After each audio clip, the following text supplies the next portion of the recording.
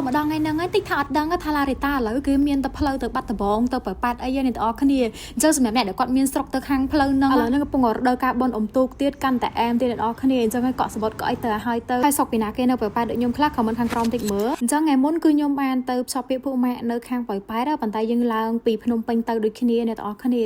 ដោយសារតែមានអ្នកខ្លះក៏អត់ទាន់ដឹងទេថាឡារីតាឥឡូវហ្នឹងគឺមានធ្វើដំណើរទៅខាងប្រប៉ាត់ឬក៏ផ្លូវបាត់ដំបងហើយអញ្ចឹងសម្រាប់បងដែលគាត់មានធ្វើការដំណើរទៅខាងផ្លូវជាតិលេខ5មិនថាទៅខាងប៉ោយប៉ែតឬមួយក៏ខាងបាត់ដំបងប្រទីមានជ័យអីហ្នឹងអ្នកនរគ្នាអាចទិញសបុតឬក៏កក់សបុតទៅតាមជាមួយនឹង app របស់ Larita បានតែចង់និយាយថាកក់សបុតគេបាន discount ទៀតអ្នកនរគ្នាហើយចំពោះ Larita មួយអ្នកនរគ្នាខ្ញុំសរសើរហើយជាមួយនឹងមិនថា service ជាមួយនឹងគុណភាពឡាន